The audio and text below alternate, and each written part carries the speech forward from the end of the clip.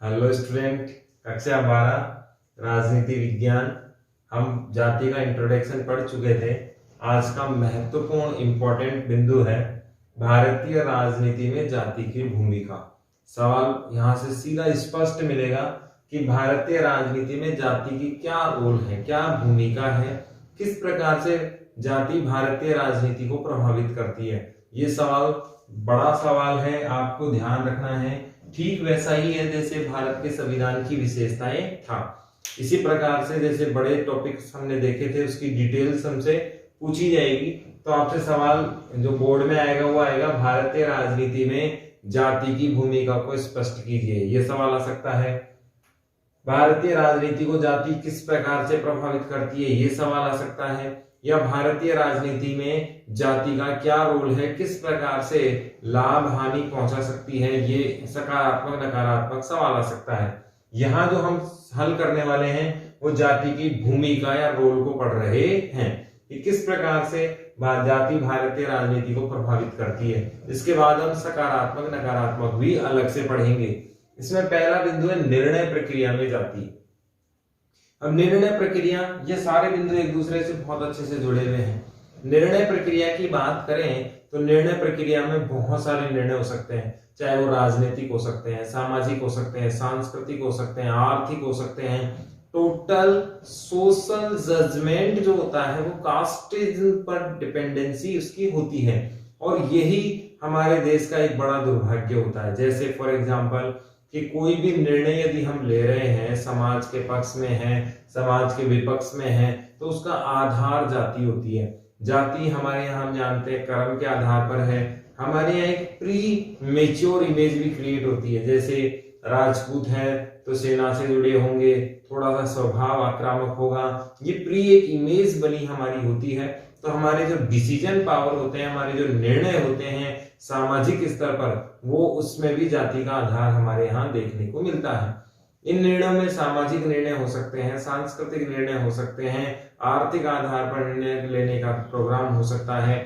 जैसे अभी किसी कास्ट के द्वारा यदि हम लोग समर्थन की बात करें, चुनाव में भी पार्षद का इलेक्शन चल रहा है, तो बहुत सारे कास्ट के सम्मेलन होते हैं, बहुत सारे कास्ट की मीटिंग होती है, और वो सब मिलकर निर्णय लेते हैं कि जैसे ब्राह्मण समाज का वोट किसे जाएगा, राजपूत समाज का वोट किसे जाएगा। और ये एक प्रकार का डिसीजन कास्ट के आधार पर ही हमारे यहाँ होता है। फॉर एग्जाम्पल अगर हम देखें, अभी पार्षद के चुनाव हो रहे हैं, तो जो बाहुल्य क्षेत्र है, जहाँ ज्यादा मात्रा में एक जाति के लोग नहीं है, वहां तो ऐसा सिस्टम नहीं है। लेकिन जैसे गुजरों की ढाणी है, मीणों की ढाणी है, राजपूतों का ढाणी है, ब्राह्मणों की ढाणी है, इस प्रकार से जो ढाणियां होती हैं, उस प्रकार से जो ब्लॉक बने हुए हैं, इन ब्लॉक्स में बहुत सारे बड़े लीडर्स आते हैं, बैठ के निर्णय करते हैं और फिर तय करते हैं किसको मतदान करना है, किसको नहीं। तो ये निर्णय प्रक्रिया को कौन करती है, जाति प्रभावित करती है। इसमें समाज के निर्णय भी हो सकते हैं, जैसे कुप्रथाएं हैं, इनके खिलाफ जाने का हो सकता है। बहुत सारे समाजों में गलत प्रक्रिया भी है, उनके पक्ष में भी समर्थन करते थे। जैसे पुराने सभ्यता की बात करें, कुछ समय पहले की बात करें, तो पूरा समाज सती प्रथा के समक्ष खड़ा होता था, पक्ष में खड़ा होता था, बाल विवाह के पक्ष में खड़ा होता था। धीरे धीरे ये चीजें हट रही हैं। दहेज प्रथा का आजकल विरोध होने लग गया है, लेकिन ये जाति आधारित है। जैसे अभी कुछ समय पहले बागड़ा समाज ने दहेज प्रथा के विरुद्ध जाकर काम किया, अपनी जाति में अपना एक सिंबल बनाया, और उन्होंने कहा कि जो भी दहेज लेगा उसे समाज से बाहर कर दिया जाएगा। तो एक प्रकार से सकारात्मक जाति का क्या है, निर्णय निकल कर आया। दूसरा, उम्मीदवार प्रत्याशी का चुनाव। अब हम ये भी देखते हैं कि हम जानते हैं कि हमारे यहाँ चुनाव करवाने का कार्य निर्वाचन आयोग का होता है। किसका होता है, निर्वाचन आयोग। और निर्वाचन आयोग कितने प्रकार का, एक प्रकार केंद्र में और दूसरा राज्य में। केंद्र वाले निर्वाचन आयोग के प्रतिनिधि कहाँ होते हैं, राज्य में होते हैं, और वो राज्य का सारा काम देखते हैं।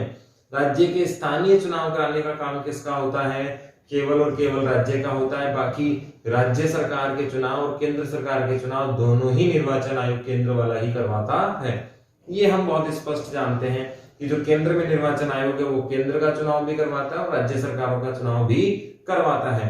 लेकिन जो लोकल चुनाव होते हैं, स्थानीय चुनाव होते हैं, वो सरकार की रजामंदी और जो राज्य का जो निर्वाचन आयोग होता है उसकी सहमति से होते हैं। अब कोई भी पार्टी, हम जानते हैं पार्टी बनाने के लिए हमें रजिस्ट्रेशन चाहिए जो निर्वाचन आयोग में होता है। निर्वाचन आयोग हमें चुनाव चिन्ह देता है, जैसे बीजेपी का कटा हुआ, कांग्रेस का कटा हुआ हाथ है, बीजेपी का कमल का फूल है, निर्दलीयों के लिए और बहुत सारे ऑप्शन मिल जाते हैं। ये प्रत्याशी अपना अपना दावा करते हैं, अपने अपने क्षेत्र से पार्टी के पास जाते हैं और अपने अपने नाम के लिए अपनी टिकट मांगते हैं। पार्टी ये देखती है कि ये जो उम्मीदवार हम सेलेक्ट करने वाले हैं इसका जनाधार क्या है, कितना जनमत इसके पास है, किस कास्ट का है, कौन से क्षेत्र से आ रहा है, क्षेत्र में पकड़ कैसी है, कहीं हम जिसको टिकट दे रहे हैं ये हमारी पार्टी को नुकसान तो नहीं पहुंचाएगा। इसका आधार क्या है? जाति। प्रत्याशी का चुनाव करते समय, उम्मीदवार का चुनाव करते समय राजनीतिक दल इस चीज को इंश्योर करते हैं, पक्का करते हैं कि जिस उम्मीदवार को हम इस चुनाव में उतार रहे हैं क्या वो उम्मीदवार हमारी पार्टी को जिता पाएगा, क्या उसका जातीय समीकरण इतना अच्छा है इस क्षेत्र में, क्या जिस कास्ट का वो है उस कास्ट के वोट इस क्षेत्र में इतने हैं भी या नहीं कि हम जिसे टिकट दे रहे हैं, फॉर एग्जांपल हमने अग्रवाल को टिकट दे दिया तो क्या इस क्षेत्र में इतने अग्रवाल लोग हैं कि हमारी सीट निकल कर आ जाए, हमारी पार्टी का जो हम सीट दे रहे हैं वो निकल कर आ जाएगा। तो दूसरे में उम्मीदवार और प्रत्याशी का चुनाव करते समय भी जाति का बहुत जबरदस्त ध्यान रखा जा सकता है। जैसे अभी मेहता स्कूल का एरिया देखें तो वहां दो कास्ट हैं, एक तो एससी बाहुल्य क्षेत्र है और एक ब्राह्मण बाहुल्य क्षेत्र वो है। तो दो उम्मीदवार के अलावा तीसरा ऑप्शन वहां से आसानी से नहीं बनता है कि ब्राह्मण बाहुल्य क्षेत्र है तो ब्राह्मणों को टिकट मिलेगा और एससी बाहुल्य क्षेत्र है तो एससी के उम्मीदवारों को टिकट मिलेगा।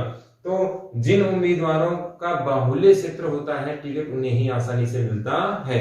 इसमें भी जाति अहम रोल अदा करती है। मतदाता व्यवहार, अब इसमें भी बहुत इंपॉर्टेंट आजकल हो गया है। पहले क्या होता था कि मतदान में बहुत ज्यादा पैसे का अहम रोल होता था, बहुत ज्यादा शराब का अहम रोल होता था, बहुत प्रकार की व्यवधाएं होती थी जो आज भी है लेकिन इतनी मात्रा में नहीं है जितनी पहले चलती थी। उसका कारण था पहले शिक्षा नाम मात्र की थी, बेरोजगार लोग थे, अशिक्षा थी, रोजगार के लिए बाहर जाना होता था, तब भी उनका मतदान व्यवहार नहीं बदलता था। मतदान व्यवहार का मतलब ये हुआ कि जैसे जैसे एजुकेशन डेवलप हुई है, जैसे जैसे सोशल मीडिया डेवलप हुआ है, जैसे जैसे दूरदर्शन और न्यूज चैनल्स डेवलप हुए हैं, वैसे वैसे मतदाता का ज्ञान भी बढ़ा है। मतदाता को आसानी से दल पहुंच पा रहा है, प्रत्येक उम्मीदवार मतदाता तक जान रहा है, निर्वाचन आयोग मतदाता तक जान रहा है और मतदाता के ज्ञान में वृद्धि हो रही है। मतदाता ये समझ रहा है कि मुझे किन मुद्दों पर सोचना है, किन मुद्दों पर मुझे सरकार बनानी है, कौन सा व्यक्ति कैसा है, कौन सी पार्टी के एजेंडे क्या हैं, किस प्रकार की पार्टी हमारे को आगे लेके जा सकती है। इससे पहले अगर हम 10-20 साल पहले देखें तो इतनी अवेयरनेस मतदाता में नहीं होती थी। मतदाता भेड़ चाल का एक सदस्य होता था, जो गांव के बड़े मुखिया या यूं कहें बुजुर्ग व्यक्ति ने अगर कुछ कहा तो उसी के आधार पर वोट होते थे। लेकिन आजकल ऐसा कम होता है, होता तो है लेकिन कम होता है। आधार, मुख्य जो आधार होता है वो होता है सामूहिकता की बजाय इंडिविजुअल। हर व्यक्ति के अपने अलग से ओपिनियन होता है, हर व्यक्ति का अलग से विचार होता है और वो अपने मत का प्रयोग व्यवहार से करता है। अपने जो मतदान का जो व्यवहार है, मतदान का जो तरीका है, वो अपने ज्ञान का इस्तेमाल करने लग गया है। तो जाति के आधार पर मतदान आजकल होने लग गया है, जाति के आधार पर समर्थन होने लग गया है। हाँ, शिक्षा से ये कम जरूर हो जाएगा। यदि मतदाता बहुत अच्छा शिक्षित हो गया, मतदाता बिल्कुल अवेयर हो जाता है तो ये मतदान व्यवहार पारदर्शी हो जाएगा। लेकिन मतदाता वोट डालते समय ये जरूर देखता है कि ये मेरी जाति का है या नहीं, मेरे लोगों का सपोर्ट करेगा या नहीं, मेरे जैसे लोग हैं उनका ही मुझे समर्थन करना चाहिए। क्योंकि जाति हमने कल देखा था आनुवांशिकता के आधार पर होती है, सामाजिक व्यवस्था होती है, खान पान एक जैसा होता है और अपने ही लोगों का समर्थन ये लोग करते हैं। मतदान व्यवहार का अर्थ है कि मतदान करते समय वो क्या सोचता है, उसका व्यवहार कैसा होता है, किसके पक्ष में वो वोट देता है। तो जाति के आधार पर ये व्यवहार क्या होता है, चेंज होता है और अपने लोगों के पक्ष में ये झुक जाता है। चाहे एजुकेशन अपनी जगह हो, चाहे अवेयरनेस अपनी जगह हो, चाहे निर्वाचन आयोग कितना भी कह ले, लेकिन जाति फैक्टर एक बहुत बड़ा फैक्टर निकल कर आया है। मंत्रिमंडल का निर्माण, भारत में आप जानते हैं गठबंधन का दौर बहुत समय चला। क्या चला? गठबंधन, जिसे हम साझा सरकार भी कहते हैं, जिसे हम क्या कहते हैं, साझा सरकार भी कहते हैं। कॉमन गवर्नमेंट भी हम कह सकते हैं, कॉमन मिनिमम प्रोग्राम पे जो डेवलप होती है वो गवर्नमेंट भी हम कह सकते हैं।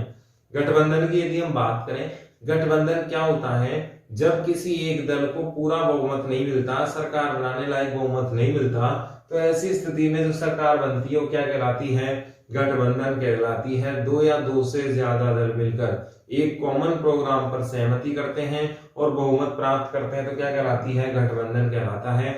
हमारे चैप्टर भी आएगा गठबंधन की राजनीति, उसमें हम डिटेल से ये पढ़ेंगे। गठबंधन की बात करें तो गठबंधन में दो या दो से ज्यादा लोगों की दल की सरकार होती है। ऐसी स्थिति में सभी दलों को खुश रखना बहुत ज्यादा जरूरी होता है, सभी को हिस्सेदारी भी देनी होती है। सरकार में यदि वो आ रहे हैं तो मंत्री पद भी वो चाहेंगे, लेकिन मंत्री बनाते समय दो प्रकार की सरकारें, चाहे वो पूर्ण बहुमत की हो या गठबंधन की, दोनों ही सरकारें वो किसका ध्यान रखेंगी, मंत्रिमंडल बनाते समय जाति का ध्यान रखेंगी। वो किसी भी ऐसी जाति को नुकसान नहीं पहुंचा सकती, किसी भी ऐसी जाति को नाराज नहीं करेंगी जिससे उसका वोट बैंक घट जाए, इससे उसका मतदान प्रतिशत घट जाए। वो हमेशा ये ध्यान रखेंगे कि यदि हमें मंत्री बनाना है तो इस जाति को ये पद देना होगा, इस जाति को ये पद देना होगा, ताकि इस जाति के वोटर हमसे नाराज ना हो जाए। तो मंत्री बनाते समय, मंत्रिमंडल बनाते समय जातीय समीकरण को ध्यान में रखना होता है। सभी जाति के लोगों को बराबर की हिस्सेदारी मंत्रिमंडल में देनी होती है, इससे सामूहिकता बनी रहे और कोई भी कास्ट विरोध में हमारे यहाँ ना आ जाए। जैसे बहुत सारे लोग आरोप लगाते हैं कि जैसे ही हरियाणा में ज्यादातर सरकारें आती हैं केवल जाटों की बातें करती हैं, लिंगायत समुदाय कर्नाटक में बहुसंख्यक है, मराठा समुदाय महाराष्ट्र में है, लेकिन यहाँ इनका बहुसंख्यक होते हुए भी अदर कास्ट के मंत्री भी ये लोग अपनी सरकारों में बनाते हैं। एक संतुलन बनाने की कोशिश करते हैं ताकि जब वोट मांगने जाए तो संबंधित जाति का व्यक्ति आगे कर दिया जाए कि ये हमारी सरकार में आपका नेतृत्व रहा है। इसके बाद देखें दबाव समूह। जाति आधारित दबाव समूह भी बहुत जबरदस्त होते हैं, यानी कि दबाव समूह और दल में क्या अंतर होता है वो तो हम देखेंगे। जाति आधारित जो दबाव समूह होते हैं वो सरकार पर बहुत भारी पड़ते हैं। इसका हम उदाहरण देते हैं, देख सकते हैं गुज्जर आरक्षण। आप जानते हैं राजस्थान में सरकार को 1 नवंबर तक का अल्टीमेटम दिया गया है कि 1 नवंबर तक यदि सरकार हमारी आशंकाओं को दूर नहीं करती है, हमारे आरक्षण की बात नहीं मानती है, तो हम क्या कर देंगे, राजस्थान में आरक्षण की वापस वही कर देंगे जो पहले हालात हमने देखे थे। तो एक प्रकार से किसी जाति विशेष का संगठन भी इतना संग मजबूत हो जाता है कि सरकार पर क्या बन जाता है, दबाव बन जाता है, और वो जाति विशेष इतना पावरफुल हो जाती है कि सरकार को उसके आगे झुकना ही पड़ता है। तो इस जाति का प्रभाव हमने देखा, भारतीय राजनीति पर जाति किस प्रकार से हावी हो जाती है। निर्णय प्रक्रिया, कोई भी डिसीजन लेते हैं तो जाति को सोचना पड़ता है। उम्मीदवार प्रत्याशी बनाते समय, चुनाव के समय जाति को देखना पड़ता है। मतदान में वोट डालने जाएंगे तो जाति का ख्याल जरूर आता है। मंत्रिमंडल में मंत्री बनाते समय गठबंधन की सरकार हो चाहे पूर्ण बहुमत की, हर जाति को हिस्सेदारी देने की बात करते हैं। दबाव समूह को देखें तो दबाव समूह भी अपनी जाति के अपने अपने अलग अलग हैं और वो सरकार पर डायरेक्ट इनडायरेक्ट क्या बनाते रहते हैं, प्रेशर बनाते रहते हैं। बहुत सारे मामले ऐसे हो जाते हैं सरकार के सामने कि वो एकजुट होकर सरकार के खिलाफ हो जाते हैं, सरकार को उनके सामने झुकना ही पड़ता है। इसमें हम आगे देखते हैं दल और दबाव समूह में अंतर। दल और दबाव समूह में अंतर। ये बहुत ध्यान से देखना है। दल निश्चित होते हैं, ये कैसे होते हैं? अनिश्चित।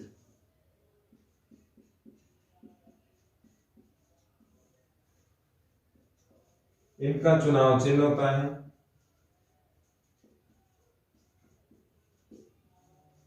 इनका कोई चुनाव चिन्ह नहीं होता है। दल जिम्मेवार होते हैं, ये लोग नहीं होते। दल निश्चित समय बाद जनता के सामने जाते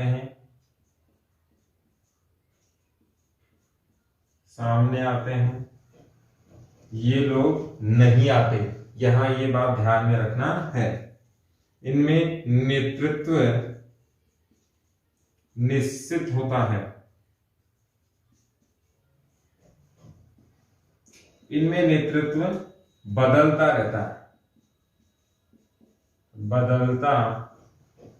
रहता है,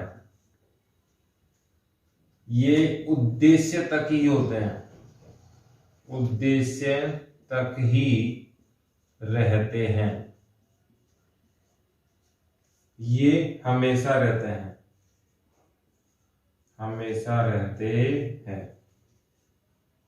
दल जागरूकता फैलाते हैं, लाते हैं, शिक्षित करते हैं,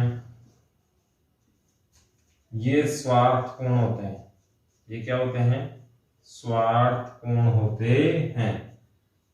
दबाव समूह हिंसा, आक्रामक भी हो सकता है, ये शांति और नियमों पर आधारित होते हैं।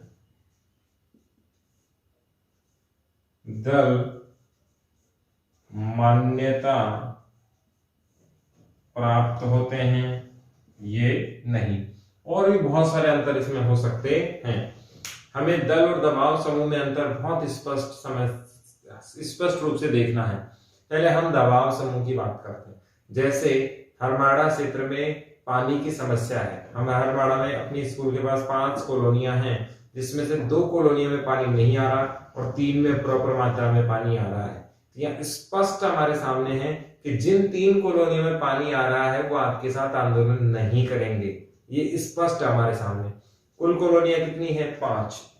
पानी कितनी समस्या है? 2। 3 में कोई समस्या नहीं है।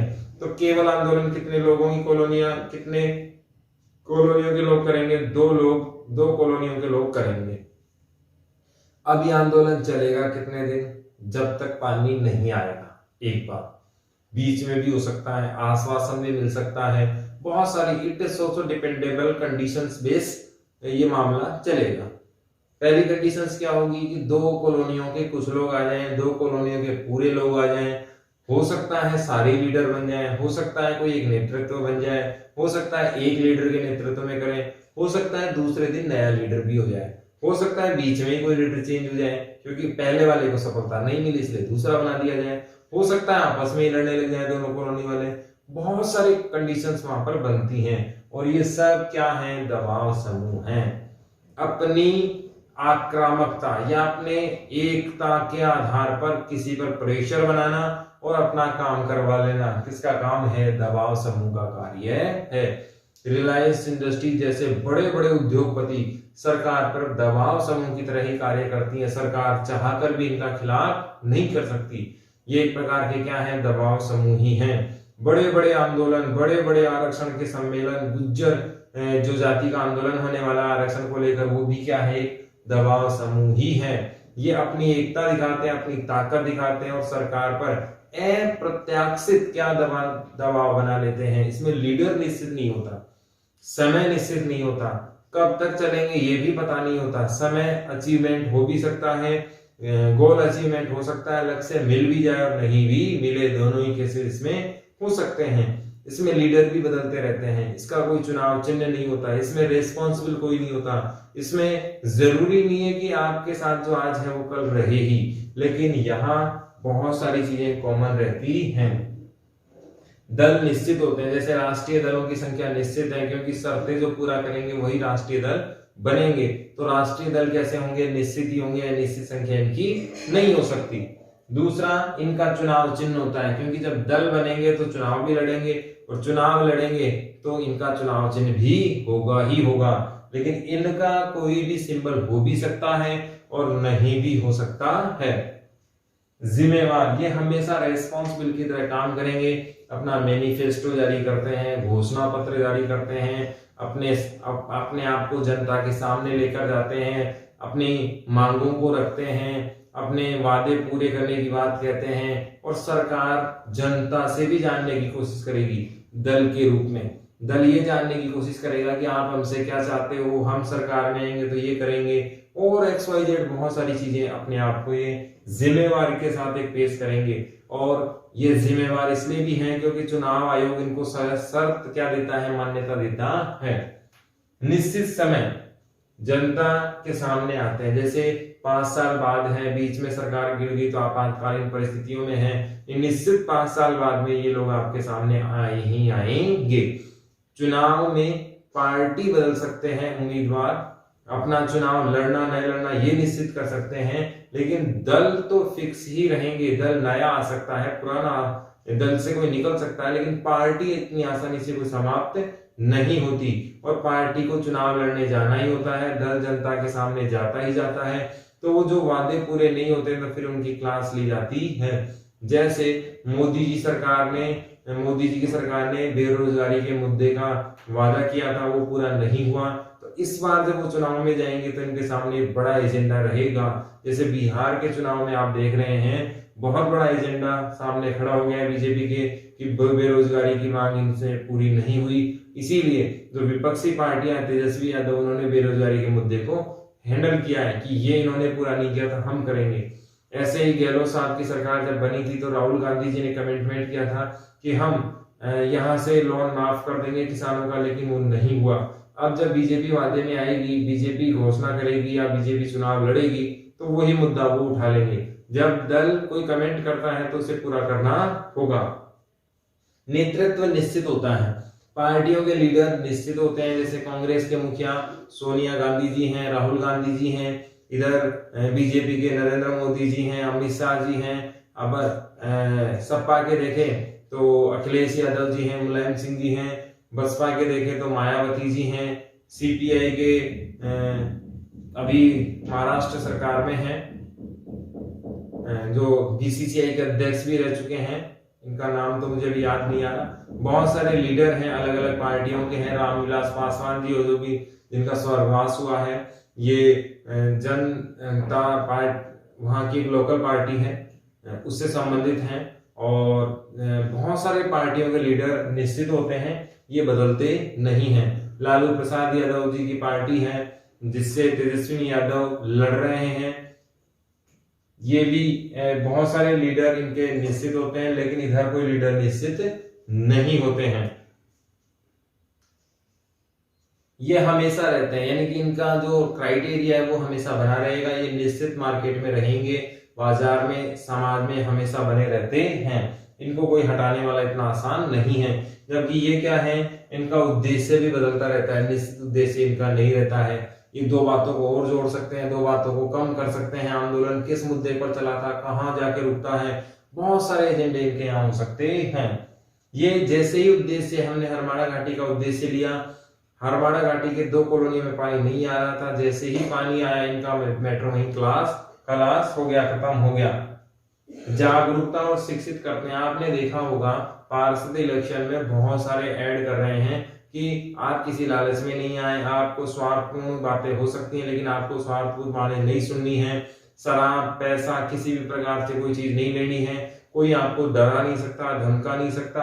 आपको मतदान को लेकर जागरूकता अभियान भी चलाते हैं। EVM क्या है, बैलेट पत्र क्या है, मतदाता सूची क्या है, आपका पहचान पत्र क्या है, किस प्रकार से वोट डालना है, ये सारी जागरूकता कौन करते हैं, दल करते हैं, जबकि दबाव समूह ऐसा नहीं करते। दबाव समूह क्या होते हैं, केवल छोटे से क्षेत्र का नेतृत्व करते हैं, और वो भी कैसा, स्वार्थपूर्ण। हमने देखा कॉलोनियां कितनी विरोध कर रही थी, 2, 5, 3 कॉलोनियों को उससे कोई मतलब नहीं है। दबाव समूह केवल अपने और अपने बारे में ही सोचते हैं, दूसरे के बारे में वो सोचना नहीं चाहते। जबकि दल क्या करते हैं, बहुत बड़े क्षेत्र का नेतृत्व करते हैं, सबको साथ लेकर चलते हैं, शांतिपूर्ण निर्णय लेते हैं और नियमों का पालन करते हैं। यदि दल ने किसी भी प्रकार की अवहेलना की तो उसके खिलाफ आचार संहिता का मामला बनता है, निर्वाचन आयोग के मामले बनते हैं, सुप्रीम कोर्ट के मामले बनते हैं। लेकिन दबाव समूह जब निश्चित ही नहीं है, कोई रूपरेखा ही नहीं है, रजिस्टर्ड ही नहीं है, तो कार्रवाई आसान नहीं होती है। दल मान्यता प्राप्त होते हैं, दबाव समूह निश्चित ही नहीं है, समय निश्चित नहीं है, नेतृत्व निश्चित नहीं है, तो मान्यता का तो सवाल ही नहीं उठता है। तो दोनों में अंतर आपको समझ में आना चाहिए। दबाव समूह निश्चित होते हैं, जब तक एजेंडा पूरा नहीं होता तब तक काम करते हैं, इनके नेतृत्व बदलते रहते हैं, समाज के बहुत छोटे हिस्से का नेतृत्व करते हैं और हिंसक आक्रामक भी हो सकते हैं। जैसे ही स्वार्थपूर्ण हुआ, दबाव समूह समाप्त हो जाता है। दल स्थायी है, मान्यता प्राप्त है, जिम्मेवार है, पूरे समाज का नेतृत्व करते हैं, निश्चित समय के बाद वापस आते हैं, सरकार बनाते हैं, जिम्मेदारी के साथ बनाते हैं, मान्यता प्राप्त है, इनके खिलाफ कार्रवाई हो सकती है, वादे पूरे नहीं करे तो जनता की अवहेलना भी सुननी होती है। इनको डायरेक्ट जनता से कोई लिंक नहीं होता, वे लोग खड़े हो जाते हैं जिनके काम नहीं होते, बाकी जनता से इन्हें कोई मतलब नहीं होता। तो ये बड़ा अंतर है दबाव समूह और दल में।